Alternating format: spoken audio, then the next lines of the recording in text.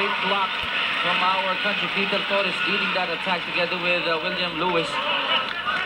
Magandang service reception at mas matibay na net defense. Kahit lumipas na yung second technical timeout, nakapuntos pa rin ang Team Pilipinas. Lamang na tayo rito ng 7, 17-10. On deck to serve, Alacran Abdilia. Buhay ang bola, Alten Bars wanting to stop the bleeding, and they continue to bleed, Coach Ronnie.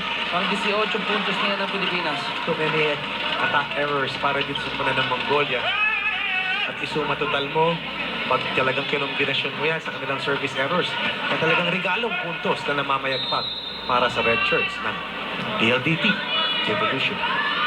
From the first technical timeout, mga kaibigan, going to the second, it was an 8-4 run for our country. Kaya ako na magandang ganito ang kanilang kalamangan. Nakakuha ng different puntos dito, Pamilya, dahil sa service error ng Pinas. Tama yan. Pero yung ating agam-agam na sobrang tatangkad ng Team Mongolia, kung makikita na naman natin, hindi na naman kaliitan itong roster na binuo ni Coach Francis Vicente. Tibay din, ano? Matibay, matatangkad, at talagang nagkaroon din ng mayamang karanasan. Yung 2-week training na yun. Sa Korea, kasama ng Chike, mabigat yun. Except, Luis, para kaligtas. Point para dito. Ng Team Pilipinas. William Lewis enjoying his role dito sa koponan ng Pinas, finding Legrand in the back line, leading that attack, and Philippines is up by 8, 19-11. 4 na puntos para dito kay Cedric Legrand at siyang leading scorer para sa Team Pilipinas. Abdilia, merong 2 puntos. Yan, attack points yung kill ng Mongolia. At si Batka ang mabibiyaan ng puntos na yun para sa Mongolia, pero sila ay naghahabol pa rin. They're down 7, 19-12. On deck to serve for Alten Bars, Mongolia. Number 16, that's Saikana. Lewis will set. Buhay pa rin ang bola. And that's miscommunication from Alten Bars. Ang kailangan. Second hit, Coach Ronnie, wala na, hindi na nakapalo itong Alten Bars. Hindi nga humahaba masyadong palitan natin dito sa ating unang set. And that is our delight. Yes, of course, ang ating kupunan wearing the red jerseys, headed by Coach Francis Vicente, looking for an all-important first win to push our chances sa round of 8. Uy, service reception. Error yun. Oo naman. Masyadong maraming errors dito. That's a service reception error by Narca, giving the Philippines its 21st point. Pamati po sila ng siyam. Pakinggan natin ang timeout ng Team Mongolia.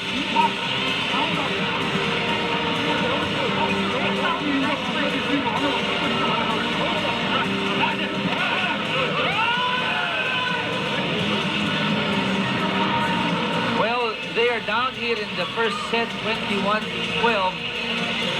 And by their body language, mga kaibigan, ay mukhang merong sense of urgency, merong kaunting itsura ng kaba sa mga mukha ng Alten Bars. Nako, kasamang Chiki, sukatan ng reception success.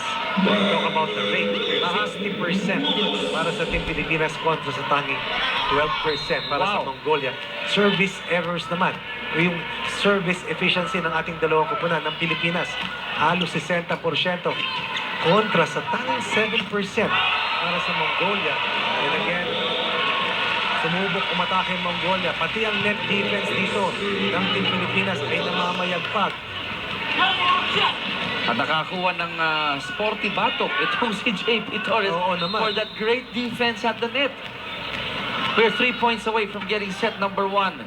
William Lewis.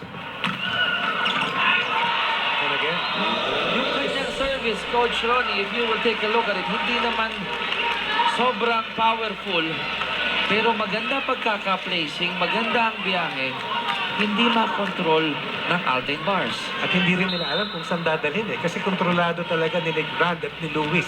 At kadalasan dinadala nila yan sa weakest link ng floor defense ng kalaban. Almost another ace para sa Team Pilipinas. Chance here to score again. Legrand blocked. Oh, the point still goes to the Philippines, and you're 1 point away from getting set number 1. Pero successful block para sa Mongolia, pero nahulog sa labas ng team niya. Doble na itong kalamangan ng Pilipinas. 12 set points sa ating unang set. Ang hawak ng PLDT. Lewis. Susubok muli ang Mongolia.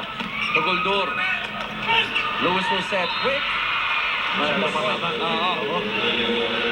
Masyadong mababa para kay Franco Lewis. Very rare error sa kanyang pagtitipon. Yung kanyang efficiency ratio, Taas. Coach Ronnie, Napakataas. napakataas. Kasi maganda rin ang reception. Yes, Magandang yes. defense. Mabibigyan mo ng second ball ang iyong setter. Kaya nakaka-atake ng tuloy-tuloy ang Pilipinas. And again, the service error. Kanina, 7.5%.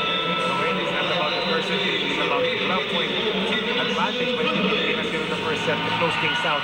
25-13 versus Mongolia. Service error by Tugoldur of Mongolia gives the Philippines its first set sa score na 25-13. 12 points po ang ating panalo. Quick break po kami. When we return, second set na po.